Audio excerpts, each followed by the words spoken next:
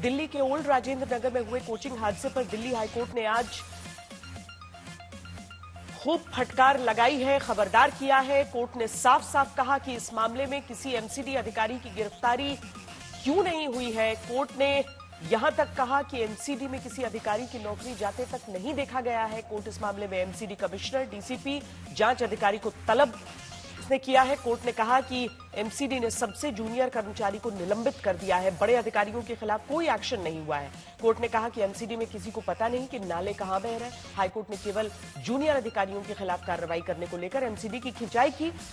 पूछा कि उन सीनियर अधिकारियों के खिलाफ कार्रवाई क्यों नहीं जो सुपरविजन की अपनी जिम्मेदारी तक पूरी नहीं करते।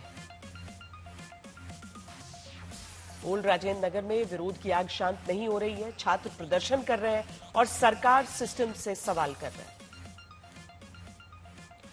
कोचिंग हादसे पर हाईकोर्ट जहां नाराजगी जता रहा है, तो इस पर बीजेपी और आम आदमी पार्टी में सियासत हो रही है। दिल्ली सरकार ने ऐलान किया कि वो कोचिंग सेंटर को लेकर नया कानून लेकर आएगी। वहीं बीजेपी दिल्ली सरकार की मंत्री आतिशी का इस्तीफा मांग रही है। दिल्ली के लोगों को और देश के लोगों को ये भरोसा दिलाना चाहती हूं कि जैसे ही पूरी इंक्वायरी रिपोर्ट सामने आएगी और अगर इन अफसरों के अलावा और कोई भी अफसर जिम्मेदार पाया गया जिसकी अपनी ड्यूटी ना करने की वजह से इतनी बड़ी त्रासदी हुई, चाहे वो अफसर एक जूनियर अफसर हो, चाहे वो सीनियर मोस्ट व्यक्ति हो, किसी को भी बख्शा नहीं जाएगा।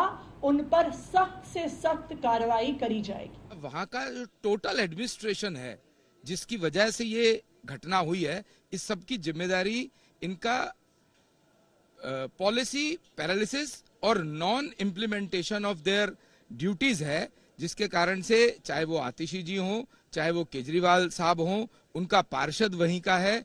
ये सारी जिम्मेदारी दिल्ली सरकार की है। और सबसे बड़ी बात आप देखिए कि यहाँ पर संजय सिंह जी ये कहते हैं कि एलजी को हटाओ। अरे कूड़ा तो तुम्हें उठाना है, नाली साफ तो तुम्हें करनी है, इसमें एलजी साहब ने क्या करना है? तो इसकी टोटल जिम्मेदारी दिल्ली की सरकार की और एमसीडी की है। उनको आतिशी को इस बात के लिए त्यागपत्र तुरंत देना चाहिए। एमसीडी ने अभी तक मामले पर कार्रवाई करते हुए बेसमेंट में चल रहे 29 यूपीएससी कोचिंग सेंटर को सील किया है। छात्रों का प्रदर्शन लगातार जारी है।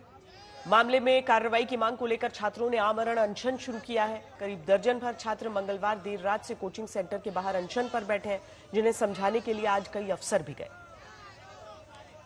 जितने भी लोगों ने अपना जान खोया है और जितने जो बेसमेंट में क्लासेज चल रही थी और एक क्लास में 1500 से 2000 बच्चे रखते हैं, इवन तो वो लोग इतने लंबे लंबे क्लासेज लेते हैं 2.5 से 3 घंटे। कुछ बच्चों को डिटेन भी किया गया था। हाँ, आज सुबह ही पुलिस ने कुछ बच्चों को डिटेन किया और इस प्रोटेस्ट को जो पीसफुल था उसे डिस्पर्स करने की पूरी कोशिश की जा रही है। और अभी भी हम पीसफुली गैदर हो रहे थे, वहाँ पे भी पुलिस अपने फोर्स का इस्तेमाल कर रही है। तो आप लोग फिर से जमा हो गए? मैम एक बात बताओ, हम प्रोटेस्ट जब हम पीसफुली कर रहे हैं तो पुलिस हमें रिस्ट्रिक्ट क्यों कर रही है प्रोटेस्ट से?